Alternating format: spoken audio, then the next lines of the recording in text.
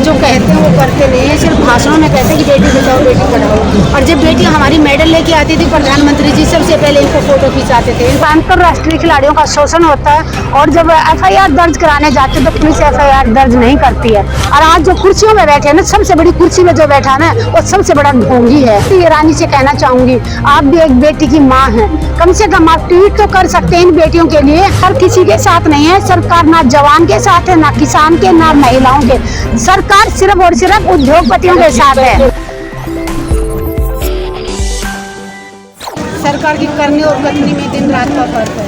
जो कहते हैं वो करते नहीं है, सिर्फ भाषणों में कहते हैं कि बेटी बचाओ बेटी पढ़ाओ। और जब बेटी हमारी मेडल लेके आती थी, प्रधानमंत्री जी सबसे पहले इनको फोटो खिंचाते थे, इनको मुबारकबाद देने जाते थे। लेकिन आज वही बेटियां जो देश का गौरव बढ़ाए, देश का मान बढ़ाए, तिरंगे का सम्मान बढ़ाए दूसरे देशों में जाके, आज वही बेटियां 3 महीने पहले जंतर मंतर पे आई थी और 3 दिन धरना देने के बाद सरकार ने उनसे कहा कि आपकी कमेटी बनाई जाएगी और आपकी सारी मांगे मानी जाएंगी।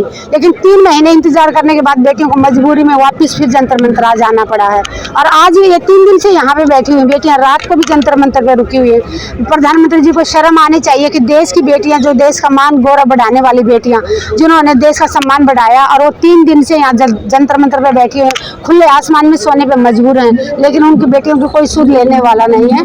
मैं सरकार में बैठी महिलाओं से, माताओं से कहना चाहूंगी, अगर आपके घर में भी बेटियां होंगी, कम से कम आप एक पार्टी से ऊंचा उठ के, पार्टी से बाहर आके इन बेटियों का समर्थन कीजिए।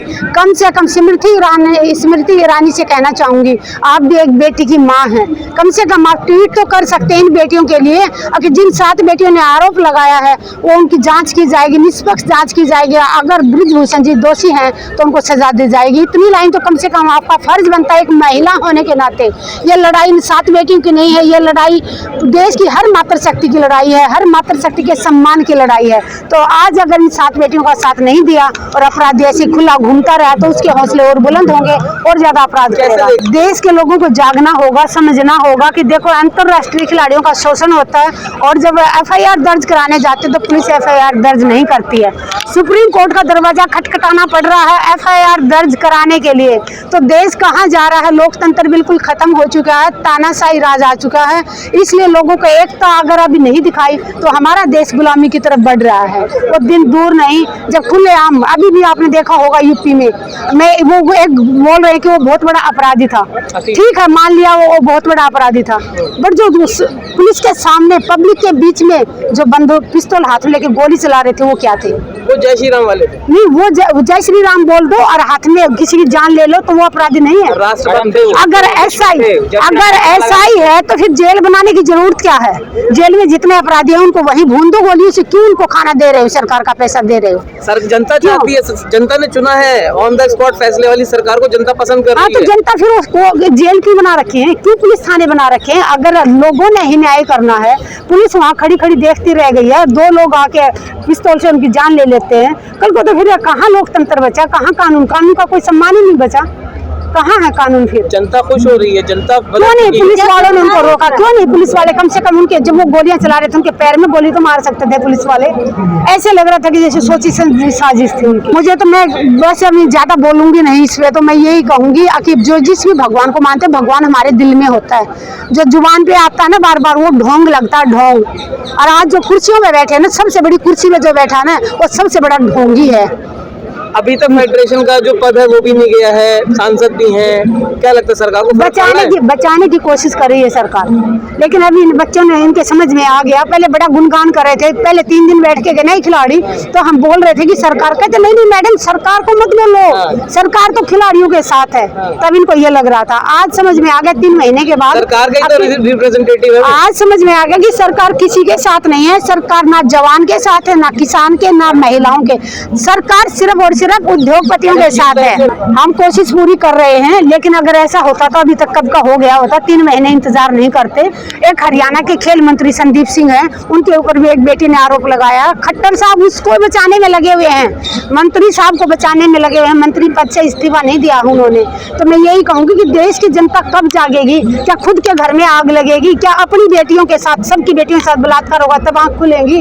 आज ये 7 बेटियों की अकेली चिंता नहीं है, 7 बेटियों की लड़ाई नहीं है। देश की हर उस पिता की लड़ाई है जिसके घर में बेटी ने जन्म लिया है, हर उस भाई की लड़ाई है जिसके घर में एक बहन है, हर उस बेटी की लड़ाई है जिसके घर में माँ है। तो जनता क्यों नहीं आ रही है सड़कों पे, जब हर उस जनता आ रही है, जनता तो आ रही है। आप ये देखिए कि जंतर मंतर सबका पहुंचना बहुत मुश्किल है, लेकिन मैं देश की सारी माताओं से अपील करती हूँ कि जंतर मंतर नहीं पहुंच सकते तो अपने राज्य में, अपना जिला लेवल पे, अपने तहसील लेवल पे आप लोग धरना प्रदर्शन करें, इन बेटियों का साथ दें, क्योंकि ये बेटियां जो मेडल लाई थी ना, जो गोल्ड मेडल लाई, देश का झंडे का सम्मान किया, इन्होंने पूरे देश का नाम सम्मान किया, मान सम्मान किया। आप जो है जनता से उम्मीद रखती है प्रधानमंत्री से, या जो महिला बाल विकास मंत्री हैं स्मृति ईरानी, उनसे उम्मीद क्यों नहीं रखती है? मैं स्मृति ईरानी को कई बार बोल चुकी, कई बार वीडियो में बोल चुकी हूँ कि कम से कम एक महिला होने के नाते और उनके घर में भी बेटी है, एक बेटी की माँ होने के नाते स्मृति ईरानी से भी कहना चाहूंगी कि कम से कम इन बेटियों के लिए समर्थन में आए।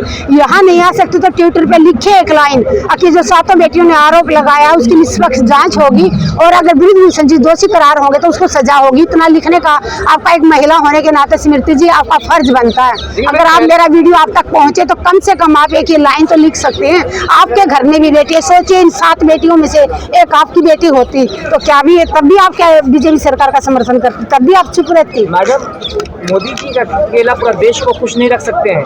बड़ी आबादी जो देश का जो बड़ी आबादी है वो तो मोदी जी से खुश है, तभी तो फिर बड़ा सत्ता में आए। कौन सी आबादी खुश है मेरा भाई? अरे किसान तो 13 महीने तक सड़कों पे बैठे हुए थे, किसानों के ऊपर इनके नेता गाड़ियां चढ़ा रहे थे। जवान 2015 से जवान अभी तक बैठे, और बंगला नंबर 5 के सामने जाके देखो जंतर मंतर पे 1 बजे से 3 बजे तक बैठे हुए हैं। 3000 दिन पूरे होने वाले हैं। हमारे खिलाड़ी यहाँ बैठे हुए हैं, आंगनवाड़ी वाली बहनें बैठी हुई हैं, मजदूर मनरेगा वाले मजदूर बैठे हैं। कौन सा वर्ग खुश है? एक वर्ग का नाम बता दो। सरकार कहती है प्लांटेड है, अगर जनता दुखी होती तो हमें वोट नहीं देती। तो वोट तो जनता दे ही नहीं रही है। बैलेट पेपर से आप चुनाव करवा के देख लो, इनको 4 वोट आएंगे।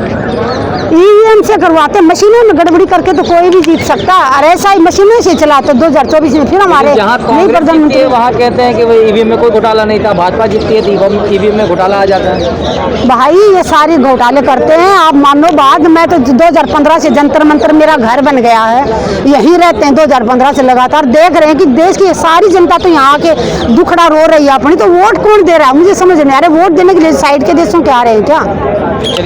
जिस तरह से प्रधानमंत्री जो है कि नारा देते हैं, लाल किले से नारा देते हैं कि बेटी बचाओ बेटी पढ़ाओ, क्या वो नारा ध्वस्त होते हुए नजर आ रहा है? कोई नारा, ये सिर्फ दिखाने के लिए नारा देते हैं। ना इनको बेटियों की सुरक्षा है, बेटियों को किससे बचाएं? बेटियों को बलात्कार करते हैं इन्हीं के नेता। कुलदीप सेंगर को ले लीजिए, ब्रिजभूषण को ले लीजिए, संदीप सिंह को ले लीजिए, खेल मंत्री हरियाणा वाले। जहाँ जहाँ बलात्कार होगा वहाँ पक्का न पक्का बीजेपी का नेता या नेता का बेटा जुड़ा हुआ जरूर मिलेगा। तो ये सारे भ्रष्टाचारियों को पार्टी में बिठाने का यही नतीजा मिलेगा कि सारे के सारे इन्होंने अपनी पार्टी में ऐसे लोगों को लेते हैं जिसके ऊपर बलात्कार का आरोप हो, मर्डर का आरोप हो, घोटालों का, बहुत सारे घोटाले किए, उन लोगों की अपनी पार्टी में बुलाते हैं और रातों रात वो दूध के दूल्हे बन जाते हैं। तो क्या लगता है आपको इंसाफ मिलेगा पहलवानों को? जरूर, जब तक ये नहीं मिलेगा बच्चे यहाँ से जाने वाले। पहले बैठ के जा चुके थे, अब इनको ठोकर लग चुके हैं, अब इनको अक्कल आ चुकी है 3 महीने में। आज पहला सवाल मेरा यही था बच्चों से कि आपका साथ हम तभी देंगे तब तुम बीच में छोड़ के नहीं भागोगे। तब उन्होंने कहा कि मैडम माफ करो, हमारे से गलती हो गई और ये गलती हम दोबारा नहीं करेंगे। जब तक न्याय नहीं मिलेगा जंतर मंतर से नहीं हटेंगे और ये बच्चे यहाँ बैठे रहेंगे और हम बच्चों के साथ बैठे रहेंगे।